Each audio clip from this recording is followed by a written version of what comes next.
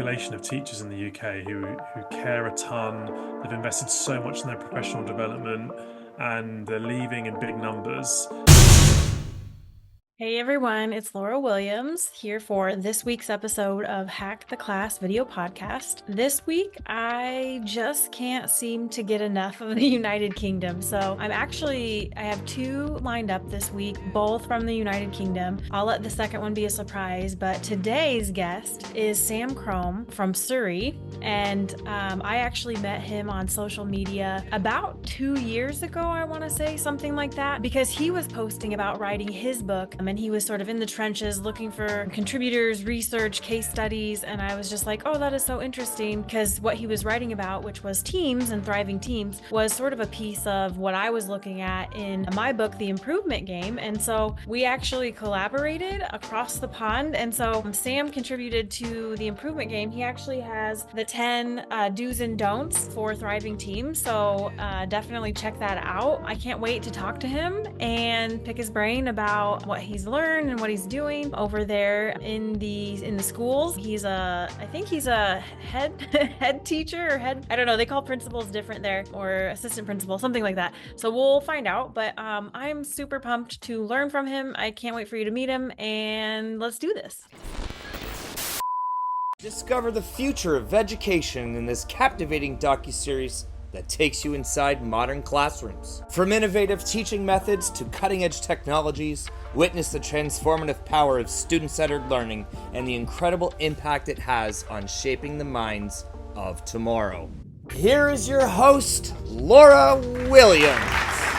All right, we have Sam Crome here on the podcast today. I'm super stoked to have you. I kind of talked about you in pre-show, but one of the cool things is that, and maybe the audience doesn't know this, is that yes, we met on Twitter, and collaborated and contributed to each other's books, but we've never met like face to face until today. So we'll let our conversation unfold for the audience. But Sam Crome, thank you for being here. Can you tell the audience a little bit about like who you are, what you do, what you're about, what's your Kool-Aid, your secret sauce, to get us going here today? Hi, Laura. Yeah, it's really good to meet in person, as it were, after having done collaborations before. And you just say to people, "Oh, we'll make sure we get a meeting in," and then it just like time goes by and you never do. I know. Um, but Yes. yes, so my name's Sam. I am from the UK, just south of London, and I do a couple of different roles in the UK. I'm a deputy head teacher of a school, which I do 1 day a week, and then the other four I Time work. out. What is a deputy head because I was trying to figure like out your title. So what is Yeah, that? that's a vice principal to you guys. Okay. Um, we might have to do a few of these translations during the show, maybe. I know, like in pre-show, you said the word pitch, and I don't know what that is, but we'll talk about that later. Anyway, Oh, continue. great. Um, yeah, so the other 4 days I work across a group of a group of 20 schools in something Cool. called we call a multi-academy trust. So, long Whoa. story short, our government used to organize schools in their local like district and Okay. have them run the schools, but about 10 years ago, they allowed schools to kind of club together and make their own groups. So I'm in a multi-academy trust, we call them, called Xavier, which is a Catholic trust, and we have about 20 schools, and I work across those 4 days a week, Oh my goodness. which is fun. You're not spread too thin, are you? I totally am. I'm basically doing a rubbish job everywhere. Do it everywhere I go, just kind of rubbish. Oh no. Okay, so you support them in kind of a coaching capacity, or It depends. The role is mainly strategic, so it's okay. kind of thinking, right, how do we create policies and things that will work for these schools? How do we make sure we get really good economies of scale from so many schools working together? Okay. Um, and then I do some more ad hoc stuff where I might go in and help with school improvement. And actually, I'm doing a really cool project at the moment with one of our primary schools, which I guess I don't know what the equivalent for you guys is, like middle. Elementary. I think elementary. Elementary, that's it. Yeah. Where I'm doing some coaching with their leadership team while they explore their vision and their mission and their purpose. So that's like ongoing work, which is really cool. So yeah, it's a mixture of quite a few things. I can't imagine being like a vice principal and doing all the strategic work of 20 different buildings or schools across your region. Wow, It's that's cool though, because basically I don't see, it's been hard for me to get used to not seeing the children in the school. But then on a Friday, I go into my usual school and I do like morning gate duty, I do break duty, lunch duty, which, when you're outside with like 1,000 children. So I get my kind of fix of that on a Friday. And then I go, oh, so fun Fridays. You're like, it's fun Fridays. Yeah, yeah, for sure. oh, well, that's awesome. I think this is shedding some light on sort of your interest area of teams. So, thinking about all the people that you must have to navigate within the system and how to achieve success by empowering these people that you work with. So I kind of teed you up in the pre-show with your work with, thriving teams and organizing people essentially. So, can you tell us a little bit about your work with teams or your book or Hmm. just kind of your, why teams or why does that interest you? Yeah, okay, I'll go right from the beginning. So during, well, it's probably just before COVID, but I was just feeling proper kind of burnout from school life. Yep. And I'd just been on a leadership course, which wasn't very good, because I found that the whole course revolved around what kind of leader are you? And it was all very much like about one person.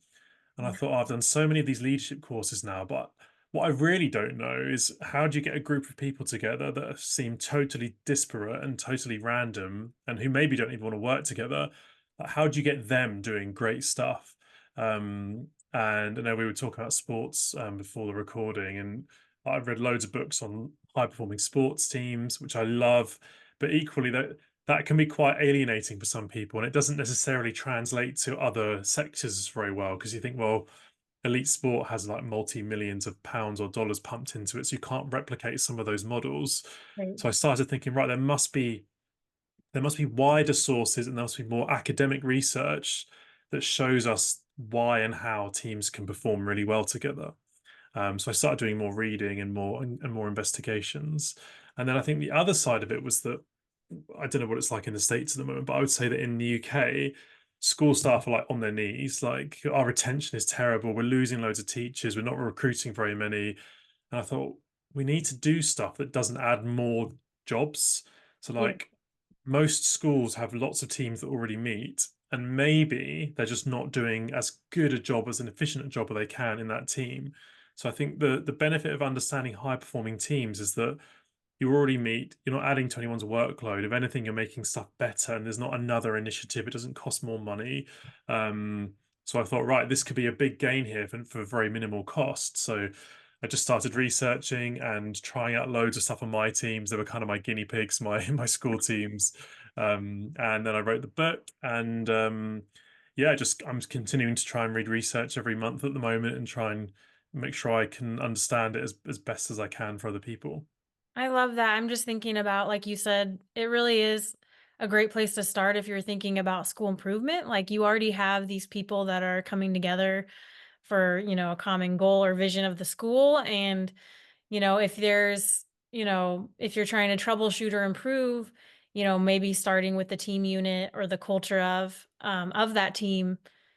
I'm thinking, like you said, burnout. And I'm like, my goodness, like if you had a team that you felt like you really belonged to and wanted to contribute to, that burnout surely would go down because you have this supportive group of people Mm. there.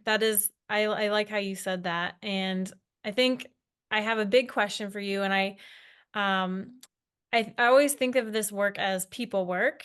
And you have 20 different schools that you are thinking about strategically and the people that are in it. What happens if you walk into a building or a school where maybe they don't have that team culture, or maybe it's just kind of a bad culture or people are unhappy? Where do you start to improve that? Like, what are your first steps in addressing that issue? Mm. It's a good The question. big Really one, like, good because it question. happens, like, I work with schools all over and you do run into that. And so it's like, well, how do you might diagnose it, but then what? Mm. I think the first thing I would say is that 90, 95, 99% of people that are working in a school building, they probably, well, they're obviously not doing it for the money and they're not doing it for the perks. There's probably some like deep rooted calling or vocation that led them there. So I think therefore it's probably safe to assume that most people want to do a really good job and most people care about doing a good job, but there are still cultures where that doesn't work. So you have to try, and I think I have to go in with good intentions, like, right, these people want to be here, they want to be serving the children, but something's not working. So I find that almost always it goes back to the deliberate nature of the way that leaders are running the school. Um, because if you sit down and you go, right, if you, I don't know, if you meet with the principal or their I don't know what you guys call it, like we call it our SLT, our senior leadership teams. What would you call the kind of team at the top? Um, I typically BLTs, like building leadership teams, and then you have DLTs, district leadership teams, just depending Okay. on your organizational unit. But yeah, similar. Okay, sure.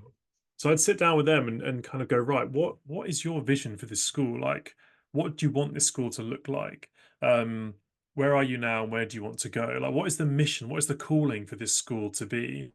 And then, right, okay, so you know where you want to go. So what values and behaviors would typify that kind of place?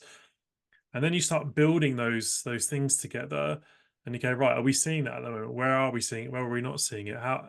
So I think you have to do a loads of investment at the start of the journey and like, what do you want from your school? And I think the demands of a school, you know what it's like. It's unpredictable. It can be Yeah. chaotic sometimes. Sometimes leaders get distracted from that core work of who are we and what do we want to be, because they get bogged down in the day to day.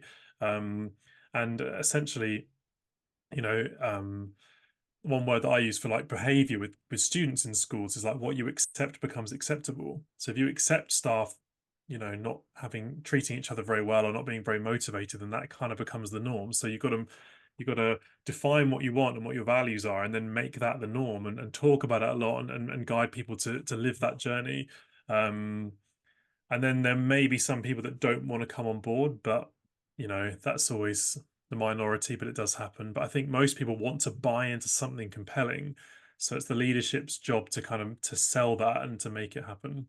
I like that. So, like, note to self, make that compelling vision, live it, breathe it. I love Mm. schools that like kind of have their banner, like it's very obvious. You walk in, maybe it's like painted on the walls and the tagline on the t-shirts and like something easy to remember and you can Well, I really guess feel it. my question for that kind of place is where the visuals are good, and I'm really big into branding and stuff. I don't underestimate it at all, but it would be to walk around that school and ask people during the day, and see, do they all speak that shared language, or is it just a few people at the top? Because you can soon work out whether that is actually lived or whether it's just words on a wall.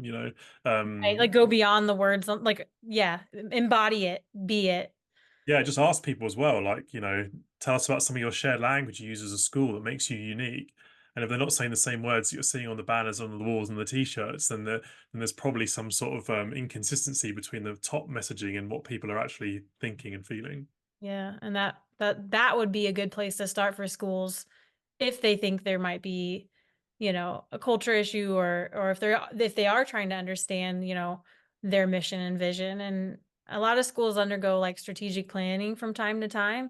And Mhm. so, just understanding where you are to where you want to go is a good place to start.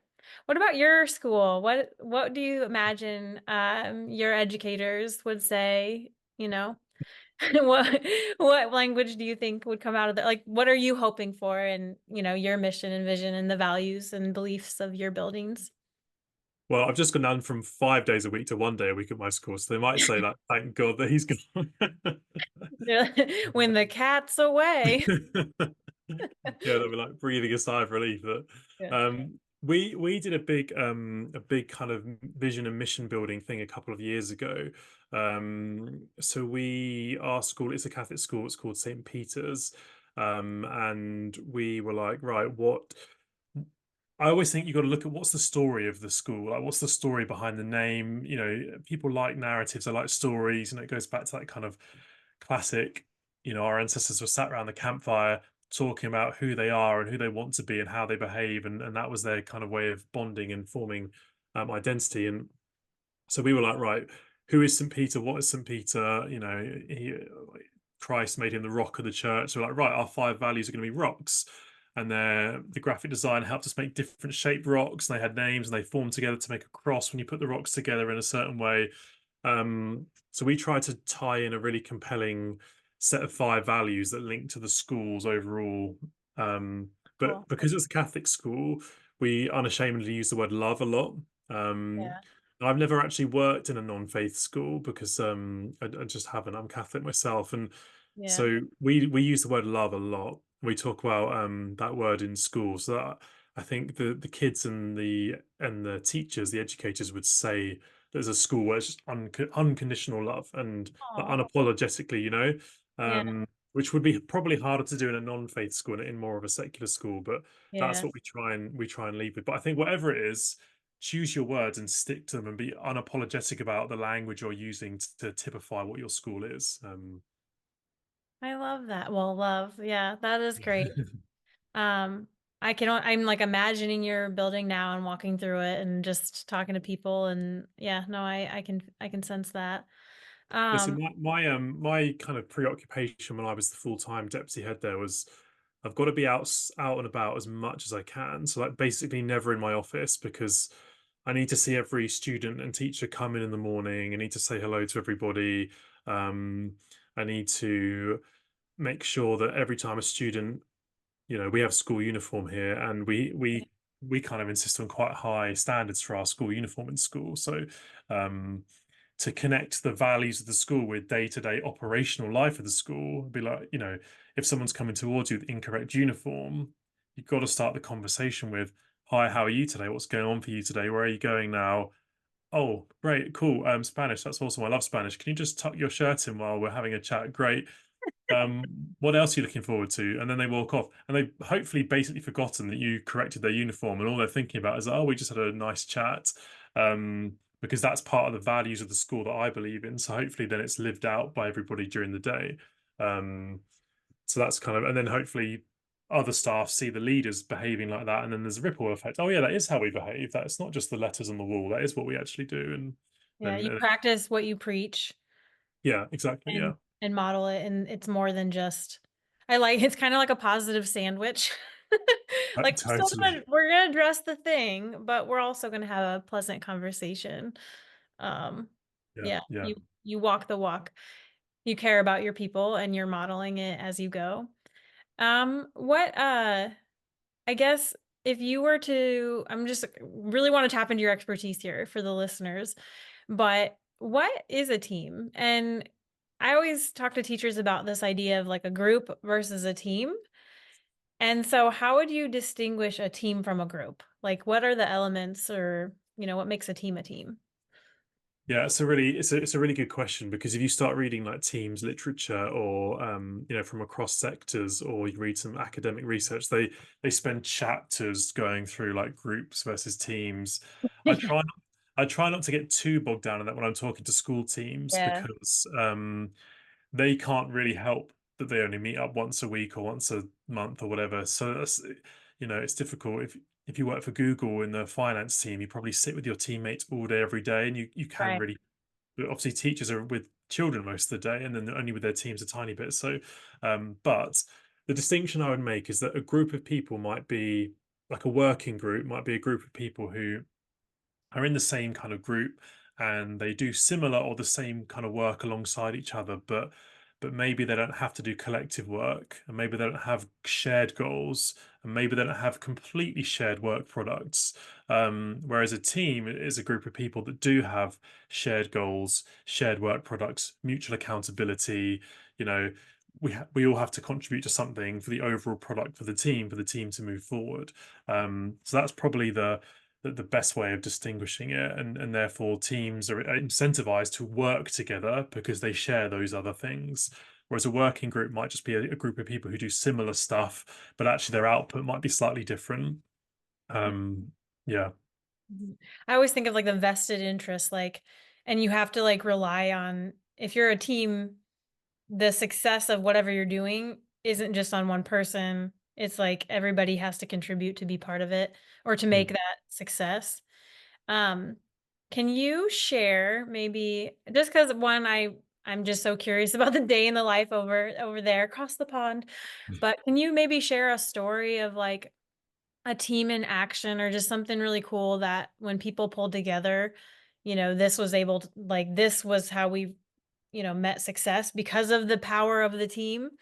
Is there a story? And I'm sorry to put you on the spot because I totally didn't ask you that ahead of time, but Totally putting me on the spot there. yeah. Yeah, I probably can think of a couple. I mean, firstly, I don't know how you guys organize it in the States, but we have like a secondary school, so high school. Yep. Um, you obviously have your subjects, you go to English, you go to maths, you go to science, etc., etc. But every year group, so year 7, 8, 9, 10, 11, that's like our 5 main years of our high school, they'll have a head of year, and that person is basically their like pastoral point of contact. So if there's a behavior issue, there's a welfare issue, the head of year is the one that kind of gets contacted by teachers and parents, and they hang everything together. Um, so it's like a really amazing pastoral. They're probably some of the busiest people in the school, firefighting hundreds of different things at once. And the tendency in the past for me has been that the heads of year, so the head of year 7, the head of year 8, the head of year 9, the head of year 10, etc., will all work. They might be in the same team meeting, but they might work quite separately. Mhm. When I was a head of year, I didn't really have any common working with the other heads of year in the school. Like, I was head of year 8 and you were head of year 9, and that was kind of it. And we might vent about a difficult day, but we wouldn't collaborate. Um, but I kind of worked with a pastoral team. I've just given them up actually, sadly, having moved on to my new role. And we started being, doing lots of stuff together. So lots of group learning, where we would come together in our team meetings and we would share a chapter of a book or a blog that someone had read, and we'd give it to each other 2 weeks in advance and read it together, talk about it. How can this influence our practice? We would Yeah. start doing debriefs about the way we were responding to incidents, to codify them so that we were all doing the same thing, so that no matter what year group your child was in, they would get treated in the same way. Um, we created a curriculum for our morning like tutor time sessions that we hadn't really had before. We started working together to piece that together. So what we tried to do is, for a job that can be quite lonely and isolating, so you're constantly responding to difficult things, we tried to create products that didn't exist before, that meant we'd work together more, and that we were less reactive and more proactive. So it all comes down to, like, can you create and share and work on things together as a group where previously it might have been individuals working. And then the learning part of it was just, everyone loves to learn, everyone loves to share things in a group, right? Mhm. So that was really kind of transformational as well. I love that. That's and just the head of the grade, that is a neat role that I have not heard about. I mean, I suppose you'd have like I So guess what would you class. do if you I don't know what your equivalent year group would be, but if you were in year 8, so you're like 13 years old, say your daughter is in year 8 and she's been like bullied that day. In England, you'd probably contact the head of year, the head of year 8, and say, look, something's gone wrong today. Can you look into this for me? Who would you contact? Who's your equivalent? Yeah, I mean, we'd probably go, I mean, depending on the school size, because there'll be different roles. The bigger the school, the more opportunities for different types of like leadership roles. But in like a small rural school, you would go right to the like probably the principal or assistant principal if your school has one to handle that. So like even just that structure is like giving me tons of ideas of like, oh wow, if you had that for each grade level, like you could put out a lot more fires and maybe mitigate them, like you said, with collaboration of like, okay, well, we know that this is a problem. So let's do something differently so that maybe we mitigate, the bullying or whatever was happening. Yeah, that's interest like to me, that's really interesting to me and seeing how other schools do it, other school systems, but like even other countries, because obviously you are, in the UK and we're over here, I'm in Iowa. So it's like, oh, that's interesting to see how you guys do that. But Yeah, so that's like a middle leadership role on a par with head of English or head of math. Head of year is like on a similar like the same level of middle leadership. And I did both. I was a head of English department, and then I was a head of year before I moved into the senior leadership team. And the both were amazing roles, and I like love my subject. I love teaching English, but being head of year really taught me how you run a school and how you deal with a variety of incidents. So for me, that's like an incredible sort of pathway into senior leadership. Yeah, I think that's amazing too. Like you have a bird's eye view of what could go really well and what could go wrong. And so as you're in your leadership role and making decisions, all that experience will come into play just from having that role. I love that. I mean, I think I'm just thinking like we might have something similar in high schools. I know they have like a class advisor, but not necessarily kind of how you describe it. So I think that's in itself is like a cool idea that maybe listeners are like, maybe we could think about using FTE a little, or our employees a little bit differently, or even like we have coaches. Do you guys have like instructional coaches? Yeah, Is that we kind of we math do, but or? it's not as like I know you guys have like in your local area or your state, you have like instructional coaches, don't you? Our system is basically dependent on whether that school thinks coaching is cool or whether they've discovered it, and then they can decide to hire their own instruction or to train up their own coaches from within their school teams already. Yeah, And then we have different. There are a few companies in the UK offering some really good coaching services at the moment, but it's not totally widespread yet, and everyone does it a bit differently.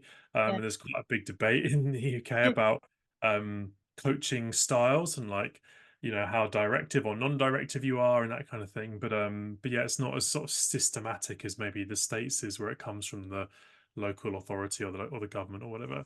Yeah. I mean, it kind of changes from state to state too on how that all works, but Mm. I love this head of class thing. Like I'm gonna be so from grade, what grade does that start? Like every grade has one or?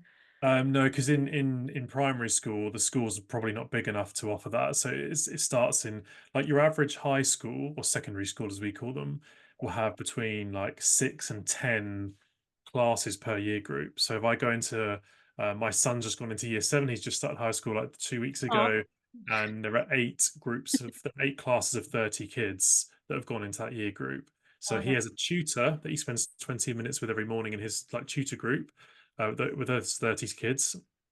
But then he has a head of year who looks after the entire year group from a pastoral perspective as well. So yeah. That's neat. That's very neat. Well, cool. I feel like I want to just like unpack everything, like the day in the life, like we'll follow you around and like see what it looks like. But I do want to honor your time here. I do have a question that I ask everybody, and it doesn't necessarily have to be about teams unless it is, but like, um, what is your educational hill to die on? This is that like dinner conversation, and people might have opinions on it, but where you stand on this, like very confidently. Um, this is like maybe it keeps you up at night type of thing, or thing that you really wish you could, have some say and wave a wand and like take care of it because this is what you believe. What is your educational hill to die on? I don't think mine's that controversial, actually. I think Yeah. in the UK at the moment, we're talking a lot about disadvantaged children, children with special educational needs, the disadvantage gap, which means, I'm so tuned into that, and I've got a really big heart for inclusion, and I was an adoptee as a kid, so I'm like I really live that as well, but and so I think we've got tons to do there. But actually, despite saying that, my educational hill to die on is that we've got to look after our staff first and our staff properly, because we have this incredible um, population of teachers in the UK who care a ton. They've invested so much in their professional development, and they're leaving in big numbers. And I don't think the profession is very desirable to come into anymore, because our recruitment figures are so terrible that we can't fill a lot of spaces in the UK, and it makes me worry for a few years' time. So like my heart is with the kids, but those kids aren't going to have anyone to teach them if we don't do more for staff in the next 5 to 10 years. So that's why I got into teams. I think nationally we've got a lot to do on how we increase teacher pay. we attract more people into the profession so that we can give existing teachers more time to do planning and prep and marking, because at the moment there's you barely get anything in the UK if you're a teacher. Um, and we need to find really good high quality CPD for all teachers and not just the super keen beans that go and find it on their own. And we need to invest in the people to make sure that those kids that I talked about earlier on get the good deal. Um, so that's where I would start with any like where do we wave the magic wand? That it's with the people. I love that. Sam for prime minister, Sam for president. Like all the teachers are like, yes. No way. I'd I'd rather just come on a podcast and say Yeah. No, but honestly, like teachers need to hear that. And they need to know they matter. They are the shepherds of of those young hearts in the room, and we need to be supporting them. I am 100% with you. Teachers change trajectories, and we got to keep them happy and healthy and feeling like they belong. I love the team's aspect, going back to kind of where we first started was, you know, feeling part of a team keeps you coming back and gives you that motivation to, keep coming back and not get so burnt out because you have the people to kind of lift you up. So, Yeah, there's you uh, probably won't have heard of it, but in the UK we have this thing called Teacher Tap, and it's an app, and it's really awesome. And every day at 3:30 p.m., if you have the app and you have your notifications on, you get a buzz from Teacher Tap, and they ask you to just literally fill out three very quick, like questions on the survey. It takes like 30 seconds. I think it's about 12,000 teachers a day do it now in the whoa. UK.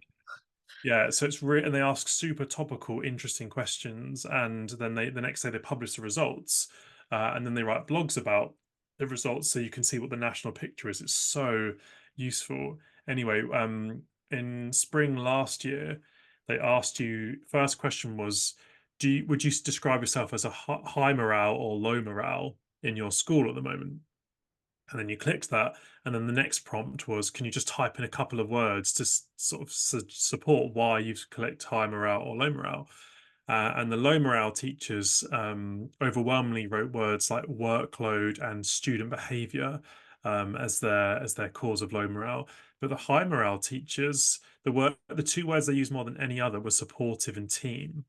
So Oh, yeah, so when they thought about what makes them tick at work, that's what they thought about. They thought about the people that work with them and support them on a day-to-day basis. And I thought that's just a great example about why we need to invest more in this area and not just kind of there's loads of great stuff we need to do more of. Like obviously, like yeah. we need to make sure our teaching and learning and our research informed habits are as good as possible. But at the end of the day, people care about their team. So that's what we need to invest in. Oh, I love that so much. It's people work we do. People And it's, work. yeah, amazing. Have you, Laura, have you heard of Mary Myatt, who's like in the UK, she's like just like the godmother, the fairy godmother of like British education. And she actually wrote the foreword for my book. I'm just like super proud actually. Let's see if that would show up there. Oh, And she is like absolutely incredible. But her one of her she's got loads of like quotable lines that she uses, but one of her most quotable is humans first, professional second. Um and that sometimes we forget actually that there's always a person behind the professional, and that's what we have to keep in mind. So that she's a huge inspiration for that kind of that same sort of values that you have. oh, I love that. Well, I'll have to like look into her, and I have not heard of her. Like I feel bad now. I'm like, oh no, like I don't know this change agent person. I will be looking her up after we talk now. So thank you for that. But I agree with that. Humans first. I think at the end of the day, it's the people that keep you going. What you just said reminded me, like I had as a younger person, I remember having like a terrible job. Like I hated the work itself. It was a call center, just trying to make money, and people would hang up on you, and it was just not a very fun job to be at a call center. But I remember loved going because the people I sat next to, we could commiserate and laugh, and we just felt like they added the purpose for it and got you through basically. So yeah, I think people are the key to all of this work, and we can't forget that. So awesome. I'm so happy that you were here, and I appreciate you, and thank you for being on the show. We'll definitely love to have you back anytime, and keep sharing what you're sharing. How do people, because you do share a lot of great stuff, how do people get a hold of you, or how do they follow your work, Sam? Yeah, well, firstly, it was great to be on, Laura. Thank you. And I know we kind of only just scratched the surface of some of the I topics. know. Like we don't. Um, so like, I think I've recently upgraded my blog into a website, which is just samcrome.com. Okay. And I'm like feeling very disillusioned by social media these days. Like, there's like Twitter is like, just the worst thing ever. And loads of UK educators went over to Blue Sky, the app, over the summer. Um, I don't love either, to be honest, and I'd love to get to the point where I don't have to use any form of social media. But samcrome.com is my website, and that's where I post all my blogs and that kind of stuff. And that has a link to my Twitter, which is Mr_Chrome as well, I think it is now. So yeah, very welcome to like have a chat with anybody about their teams or anything educationally. And actually, like even just talking to you today about some of the differences between the education systems as well. I'm like really happy to chat to others about that too, just so we can compare. Yeah, that's awesome. Well, thank you so much. I hope you get lots of emails and people hit you up. He's a great, just so everyone knows, he's a great speaker as well. And if you do check out his book, there's a really awesome framework in there. I've actually stolen it a few times to talk about the work I've done with the improvement game. And so just really great stuff. So hopefully you will find Sam Crome on your short list there for professional learning, formal or informal. Thanks. I appreciate that. Thank you, Sam.